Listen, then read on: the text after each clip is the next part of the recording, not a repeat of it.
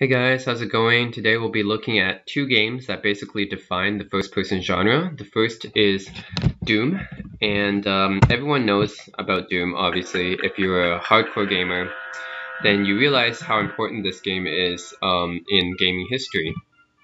Yeah, so Doom was the first really, I would say really mainstream popular first-person shooter released back in 1993 by id Software, programmed by the great John Carmack. And yeah, when it was released, it's just they created a new engine for it called the Doom engine. It spawned numerous imitators, a lot of which I've covered in my videos. But this is the original game that basically influenced all of them. And most people consider this one of the most influential games of all time just because of its effect on the industry. And there have been a lot of first-person shooters before this one, even by id Software themselves, like Catacomb Abyss and Ultima Underworld, but Doom was the first really popular one, and it spawned all these like mods and stuff. So game modding came from Doom, multiplayer matches and online death matches, they came from Doom. So Doom really set the standard for that. I'm just going to go over this a little bit. I'm not going to play too much of this game because many people have seen Doom already and they know about the gameplay in this game. I'm just going to basically go over the first level. For those of you who haven't seen Doom, if you haven't seen Doom, then please I'll just do this video for you, just so you guys know what this is about. It has been ported to like so many consoles and everything. Everything from the Jaguar to the Sega 32X, you know, everything, even like Game Boy Advance. It's been ported to like pretty much every console and computer in existence because of how popular and influential this game is. But I remember when I was a kid, my dad bought Doom, and my mom wouldn't allow me to play it because it was too violent.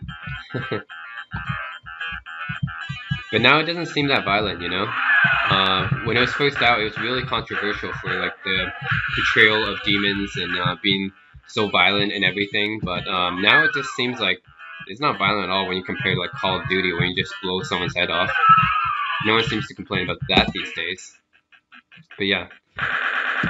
Okay, that's just the first level of Doom. You're just going around killing people and stuff.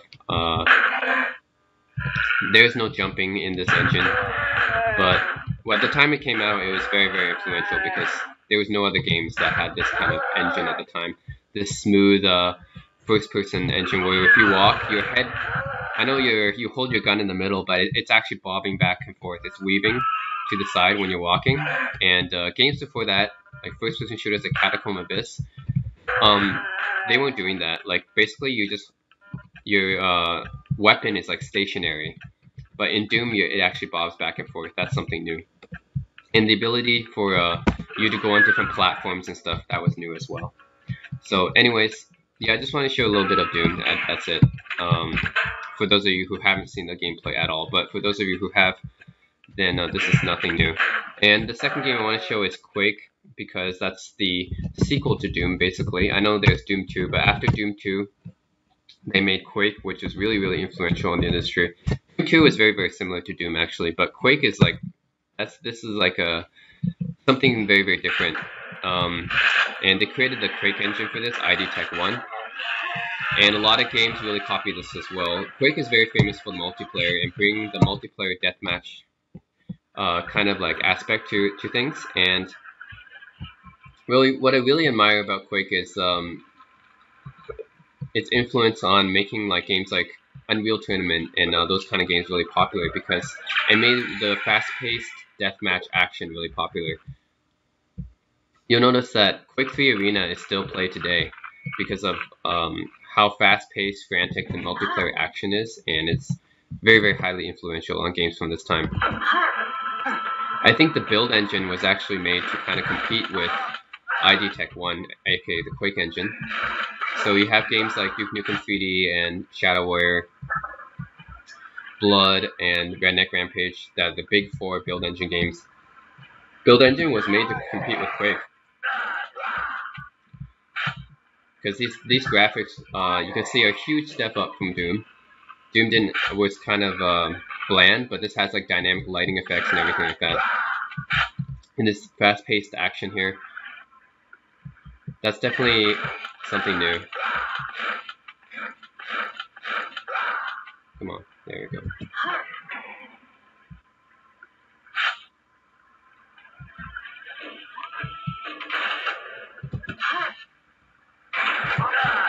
The original Quake just came out just 3 years, or 2 or 3 years after the original Doom.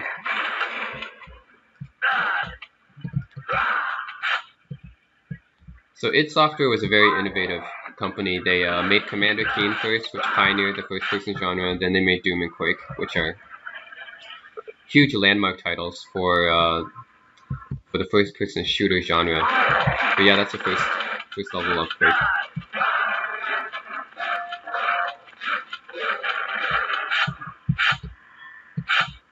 The multiplayer is probably one of the most innovative aspects of Quake.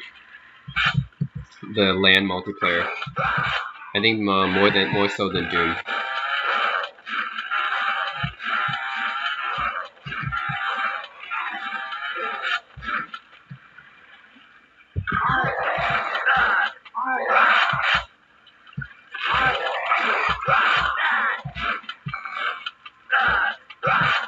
It really influenced games like Unreal Tournament and Quake 3 Arena, of course.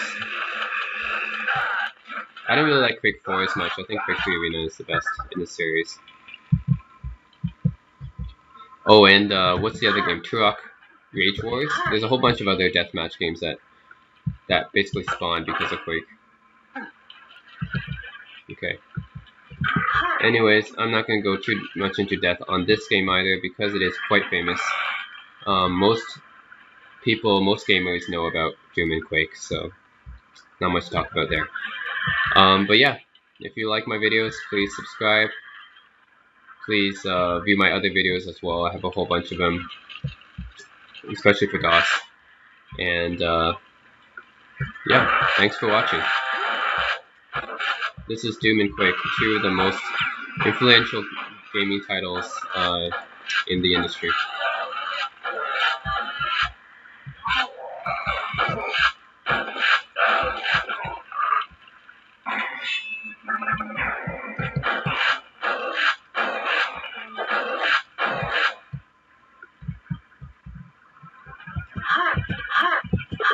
Alright, I'll stop.